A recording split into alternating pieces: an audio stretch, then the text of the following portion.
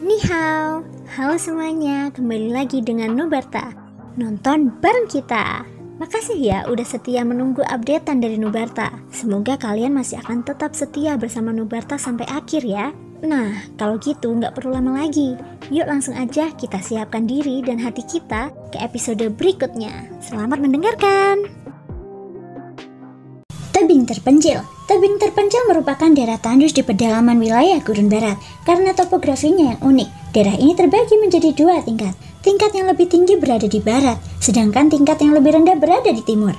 Tebing tersebut membentang ribuan mil, dan orang tidak dapat melihat ujungnya. Pada saat ini, seorang pemuda berjubah hitam sedang duduk di atas batu tinggi di tepi tebing. Matanya sedikit terpejam dan nafasnya teratur. Energi di dunia mengalir ke dalam tubuhnya saat ia bernafas. Dan setelah beberapa penyempurnaan, energi itu menjadi bagian dari dirinya. Setelah sekian lama, Xiaoyan perlahan membuka matanya. Cahaya seperti kilat menyambar di kedalaman matanya yang hitam pekat saat ia menatap lurus ke arah timur. Dalam waktu setengah tahun, itu akan menjadi tanggal yang telah disepakatinya untuk bertemu dengan 4 sekte besar. Pada saat itu, dendam antara dirinya dan 4 sekte besar akan terselesaikan. Aku penasaran bagaimana keadaan Luo Jin sekarang. Dia juga berlatih di wilayah barat, tapi aku belum pernah mendengar kabar tentangnya. Aku penasaran, apakah dia juga akan datang ke pembukaan makam kuno Tianju? Ketika keempat sekte besar disebutkan, Xiaoyan tentu teringat Luo Jin. Saat itu, Luo Jin pernah menghadapi keempat sekte besar bersamanya. Kali ini, hati Xiaoyan akan merasa ada yang kurang jika Luo Jin tidak hadir saat ia bertemu keempat sekte besar sekali lagi. Dengan kekuatannya saat ini, dia tidak lagi takut pada para pemimpin sekte dari 4 sekte besar. Tentu saja, Yelotian adalah pengecualian. Bahkan Xiaoyan tidak bisa melihat kekuatan Yelotian. Terlebih lagi, metode aneh Yelotian benar-benar merepotkan. Di antara mereka berempat, dialah yang paling pandai menyembunyikan kekuatannya. Meski begitu, jika Luo Jin tidak hadir, bahkan jika Xiaoyan bisa menghadapi 4 sekte besar sendirian, dia tetap akan merasa itu tidak ada artinya. Sebaliknya, jika Luo Jin hadir, mereka berdua akan bertindak bersama, dan dendam dari masa lalu akan sepenuhnya terselesaikan. Tempat di mana tebing terpencil ini berada adalah pintu masuk ke makam kuno Tianju.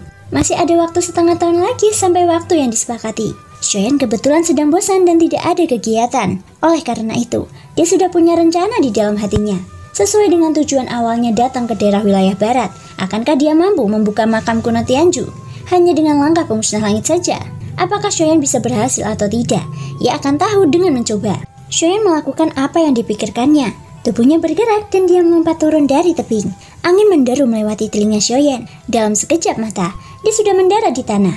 Kemudian, Xiaoyan berbalik dan melihat ke belakang. Ada deretan tebing yang lurus seperti tembok. Tebing-tebing terjal membentang ribuan mil dan lereng-lereng terjal itu mustahil untuk didaki. Langit dipenuhi bebatuan kasar dan pasir kuning. Tidak ada sedikit pun kehidupan di dunia ini. Kehancuran di sini jauh di luar imajinasi orang biasa. Dari tempat Xiaoyan berdiri, dia dapat melihat dengan jelas bahwa di antara tebing dan tanah di bawah kakinya terdapat jurang yang sangat dalam. Batu-batu berjatuhan, dan orang bahkan tidak dapat mendengar suara benturannya dengan tanah. Xiaoyan langsung mengabaikannya. Dia mengangkat pandangannya dan menatap langsung ke tebing di seberangnya. Di sana, ada sepotong kecil batu aneh yang terlontar dari tebing. Panjangnya kurang dari 1 meter dan lebarnya beberapa kaki. Itu tampak seperti pintu masuk gerbang. Tetapi, dia tidak dapat melihat pintu masuk yang disebut gerbang. Ini adalah hasil pencarian Xiaoyan selama beberapa hari. Sosoknya bergerak dan tiba di depan batu aneh yang menonjol itu. Jejak kewaspadaan muncul di hati Xiaoyan. Tak lama kemudian, telapak kakinya dengan lembut mendarat di batu aneh itu. Begitu Xiaoyan mendarat, tebing di depannya tiba-tiba bersinar terang. Detik berikutnya, tebing itu tiba-tiba bergetar. Xiaoyan yang terkejut tanpa sadar menggunakan langkah pemusnah langit dan buru-buru mundur. Bagaimanapun, ini adalah gua yang ditinggalkan oleh seorang ahli transformasi asal. Meskipun sudah hampir 1000 tahun, Xiaoyan masih tidak berani ceroboh. Begitu Xiaoyan menggunakan langkah pemusnah langit, tebing di atas batu aneh itu tiba-tiba mengeluarkan suara gemuruh. Xiaoyan menyipitkan matanya, tetapi senyum mengembang di sudut mulutnya. Pintu masuk menuju makam kuno Tianju akhirnya terbuka. Pintu batu itu terbuka dan tebingnya semula utuh terbelah dari tengah. Setelah itu, tirai energi seperti zat muncul di depan mata Xiaoyan. Jadi inilah pintu masuk ke makam kuno Tianju. Hati Xiaoyan bergetar. Makam kuno Tianju adalah sesuatu yang pernah didengarnya di wilayah selatan. Ia sudah lama ingin melihatnya sendiri. Sekarang, setelah melihatnya, ia tak kuasa menahan diri untuk tidak merasa gembira. Akan tetapi, meskipun pintu masuk telah muncul di depan mata Xiaoyan, Ia harus terlebih dahulu menerobos layar cahaya jika ingin memasuki makam kuno tersebut. Tak lama setelah layar cahaya itu naik, Shen melihat dengan jelas bahwa layar cahaya yang awalnya kuat itu berkedip sedikit. Kekuatannya telah berkurang cukup banyak. Melihat pemandangan ini, Shen tidak perlu berpikir untuk tahu bahwa hal ini tidak mungkin disebabkan oleh erosi waktu. Alasan mengapa kekuatan pada tirai cahaya melemah kemungkinan besar karena dia telah menggunakan langkah pemusnah langit. Sedangkan untuk kekuatan yang tersisa, kemungkinan besar akan membutuhkan dua teknik Do Tianju lainnya untuk menghilangkannya. Telapak tangan pemusnah langit dan jari pemusnah langit. Meskipun kedua keterampilan Do ini sama-sama keterampilan Do tingkat manusia, karena langkah pemusnah langit dapat menghasilkan efek amplifikasi yang mengejutkan. Aku khawatir, dua keterampilan Do lainnya tidak akan jauh lebih rendah. Pada saat itu, aku harus berhati-hati saat menghadapi Chen Zhen dan Wu Jitian. Gumam Shoyan. Tak lama kemudian, Shoyan mengalihkan pandangannya dan menatap layar cahaya di depannya. Nah, saat ini, Shoyan tidak bisa menahan keinginan untuk mencoba dan melihat apakah dia memiliki kesempatan untuk memecahkan penghalang cahaya dengan kekuatannya sendiri. Begitu dia berpikir untuk melakukannya, doki dalam tubuhnya bangkit dan tangannya tiba-tiba mengepal erat. Energi yang kuat dengan cepat berkumpul di telapak tangannya. Segera setelah itu, langkah kakinya berubah dan tubuhnya langsung berubah menjadi sambaran petir. Dalam sekejap, dia sudah muncul di depan layar cahaya. Shen mengepalkan tangannya erat-erat dan mengayunkannya dengan keras ke layar cahaya di depannya. Dengan suara gemuruh keras, energi yang dahsyat segera meletus dari tangan Shoyan dan dengan ganas membubar di layar cahaya. Namun, hasil akhir membuat Shoyan sedikit terkejut. Pukulannya ini sesuatu yang bahkan seorang Do di bintang 7 tidak akan berani menghadapinya dengan mudah. Namun, meskipun demikian, tidak ada sedikit pun riak yang terbentuk setelah menghantam tirai cahaya. Tak lama kemudian, doki dalam tubuh Shoyan sekali lagi melonjak. Kali ini, dia juga menggunakan skill gajah kekuatan yang telah dikuasainya. Hancurkan untukku. Kekuatan dahsyat itu membombar di layar cahaya dengan keras. Meskipun serangan ini bukan kekuatan penuh Shoyan, itu sudah cukup untuk membuat Do di bintang 8 memperhatikannya. Namun, hasil akhirnya masih belum memuaskan. Dibandingkan dengan sebelumnya, lapisan riak energi dangkal muncul di layar cahaya kali ini. Namun, riak itu menghilang dalam sekejap. Segera setelah itu, tepat saat Shoyan mengatupkan giginya dan hendak menyerang lagi, kekuatan dahsyat terpancar dari tinjunya tanpa peringatan apapun. Hanya dengan satu serangan, riak itu membuatnya terpental. Diiringi suara keras yang mengguncang bumi, badai energi yang dahsyat juga menyapu benua pendek di cakrawala yang sunyi. Dalam sekejap, pasir yang berterbangan dan angin yang bertiup kencang yang berhembus di antara langit dan bumi menghilang. Langit kembali sunyi untuk beberapa saat. Tak lama kemudian, sebuah sosok hitam tiba-tiba terbang lewat selama periode hening yang singkat ini. Baru ketika berada 1000 kaki jauhnya, sosok itu berhenti dengan cara yang agak menyedihkan. Dan sosok ini tak lain adalah Shoyan. Singkatnya, 3 hari telah berlalu sejak dibukanya pintu masuk makam kuno itu. Shoyan telah mengerahkan seluruh tenaganya untuk mencoba membobolnya. Namun, hasil akhirnya adalah, selain meninggalkan lingkaran riak samar pada tirai cahaya energi, tidak ada hal lain yang tertinggal. Sebaliknya, ketika teknik Do-nya dipatahkan oleh tirai cahaya, kekuatan pantulannya akan membuat Shoyan terpental. Setelah terus-menerus mencoba selama puluhan kali, Shoyan akhirnya mengerti bahwa mustahil untuk membuka makam kuno itu sebelum ia mengumpulkan 3 teknik Do Tianju yang terkenal. Oleh karena itu, Shoyan menyerah begitu saja pada ide untuk membuka makam kuno. Sebagai gantinya, ia menggunakan tirai cahaya untuk mulai berlatih teknik Do yang baru diperolehnya, yaitu jari kehancuran. Sebagai teknik Do roh tingkat tinggi, jari kehancuran tidaklah mudah untuk dipraktikkan. Sebagian besar teknik Do ini memiliki karakteristik umum, yaitu mudah dipelajari tetapi sulit dikuasai.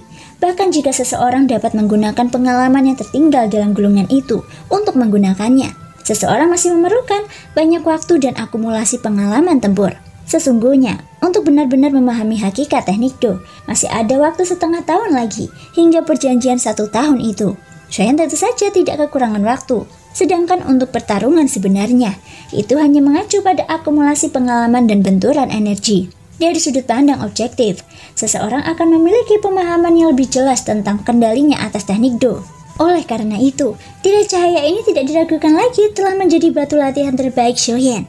Tentu saja, selain berlatih jari kehancuran, Shoyan tidak mudah mengabaikan teknik gajah emas. Teknik gajah emas adalah teknik Do defensif dari golongan gajah 4 orang suci.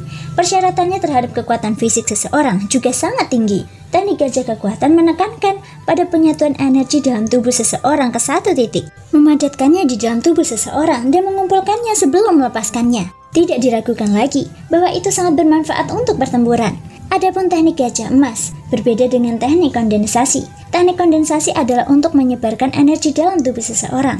Tentu saja, penyebaran semacam ini bukan tanpa aturan, melainkan untuk menyebarkan energi dalam tubuh seseorang ke setiap bagian tubuh seseorang. Ada hubungan khusus antara berbagai bagian tubuh seseorang, sehingga mencapai efek melindungi tubuh seseorang dalam semua aspek. Selain itu, teknik gajah emas mampu melepaskan kekuatan yang paling dahsyat. Sama seperti saat ia bertarung melawan Dodi Bintang 8 saat itu, ia telah melepaskan kekuatannya dan membentuk lapisan penghalang pertahanan yang hampir seperti zat di permukaan tubuhnya. Kontrolnya terhadap kekuatannya begitu tinggi hingga menakutkan. Terakhir kali, Xiaoyan juga menggunakan seluruh kekuatannya untuk berhasil mengumpulkannya. Meski begitu, kekuatan pertahanannya sangat kuat. Sulit dibayangkan betapa menakutkannya kekuatan pertahanannya jika Xiaoyan mampu menguasai teknik gajah emas suatu hari nanti. Meskipun indah untuk dibayangkan, Xiaoyan tetap harus berlatih keras terlepas dari seperti apa masa depannya. Hanya dengan berkembang di api neraka, dia bisa tidak takut pada kembang api dunia manusia. Saat teknik Do di tangannya dilepaskan berkali-kali, Doki di dalam tubuh Xiaoyan juga berulang kali pulih.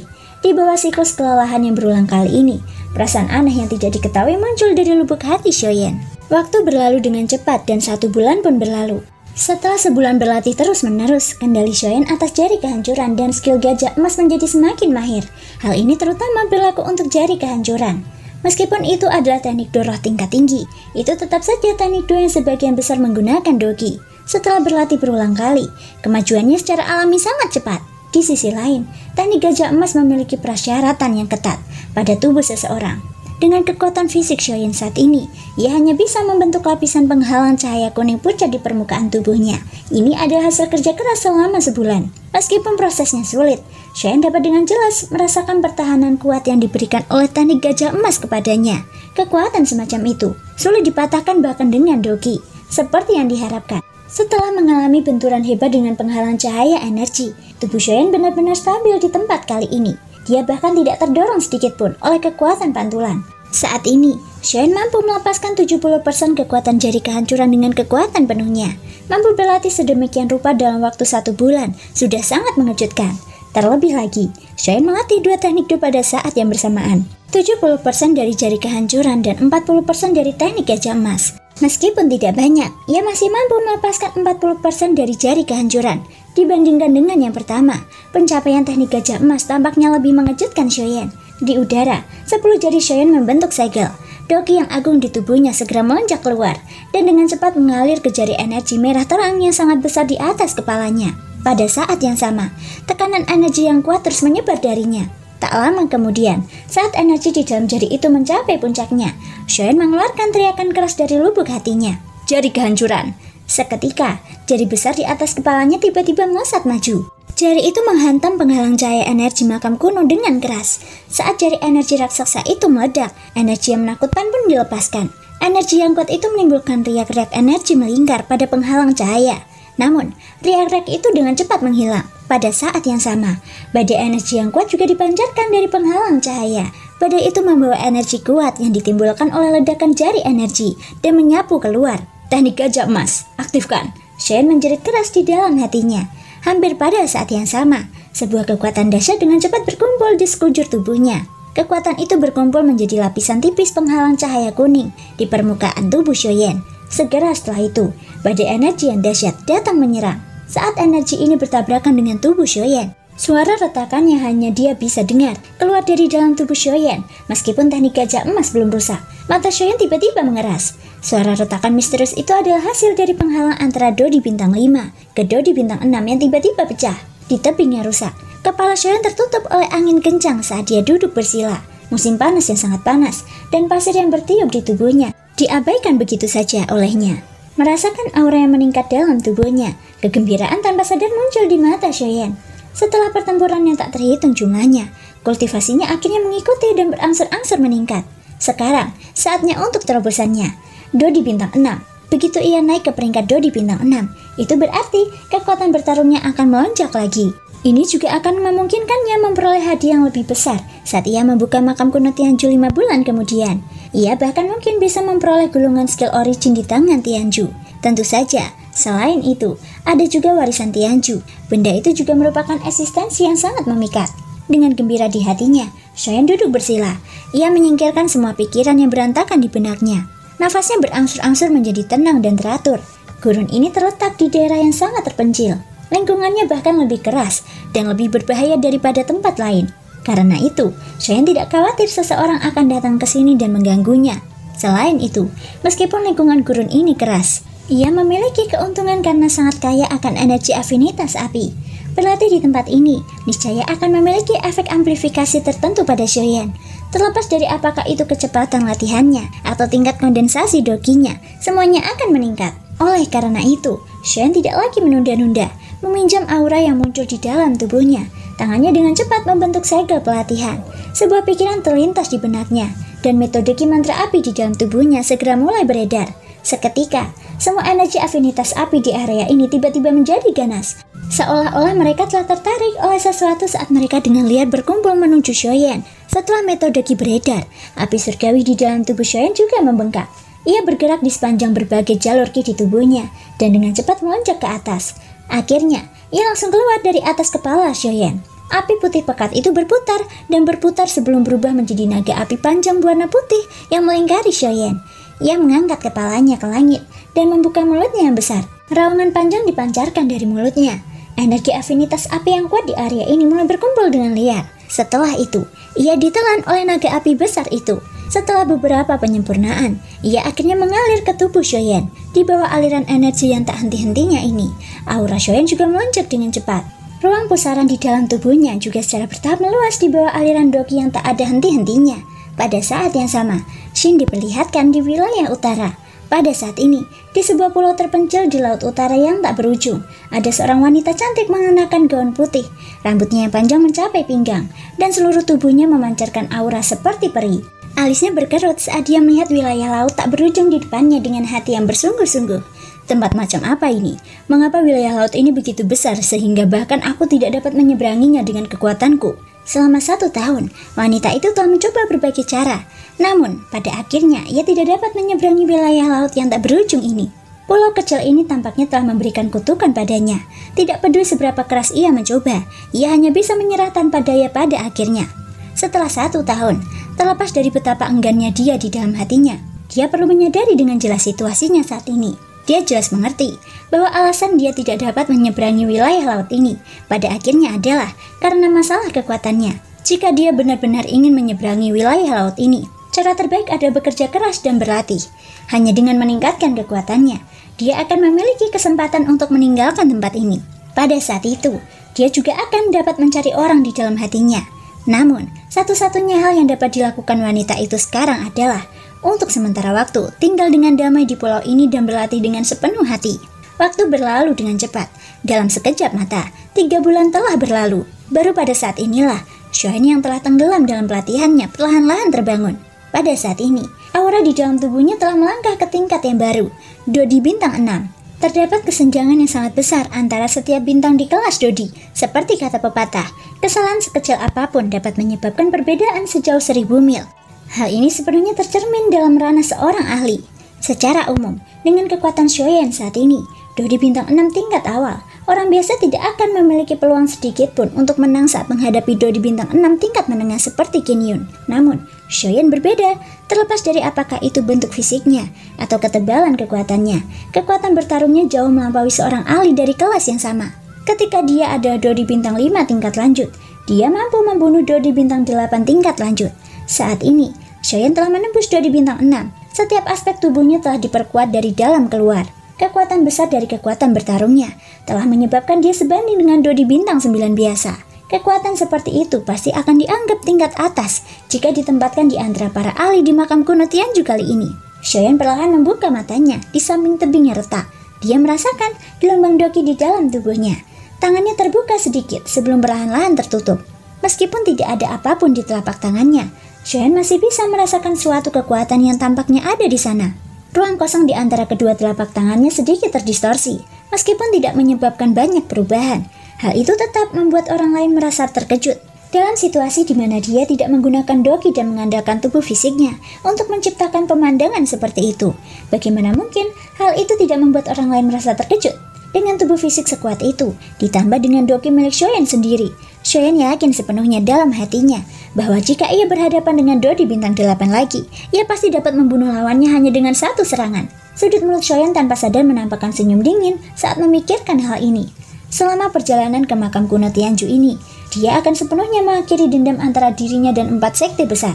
Setelah pulih, Shoyan tidak terburu-buru untuk bangun. Sebaliknya, sebuah pikiran melintas di benaknya dan kekuatan spiritual yang kuat menyebar. Kekuatan itu menutupi seluruh langit, tampak seperti menarik sesuatu. Beberapa saat kemudian, benang-benang energi hitam pekat berkumpul dari ruang hampa di antara langit dan bumi. Mereka dengan cepat berkumpul menuju Shoyan. Energi hitam pekat ini adalah energi jalan agung kehampaan. Seiring dengan peningkatan kekuatannya, Shoyan juga ingin melihat seberapa besar peningkatan energi jalan agungnya. Sebuah pikiran terlintas di benaknya, dan energi jalan agung yang terkumpul di depannya dengan cepat terpecah dan terkumpul menjadi 9 tenda. Pada saat ini, energi jalan agung yang berulang kali ditarik juga perlahan-lahan menggumpal. Akhirnya, berhasil menggumpal menjadi tenda ke-10. Terima kasih semua sudah mau mendengarkan dari awal sampai akhir. Sampai jumpa di episode berikutnya.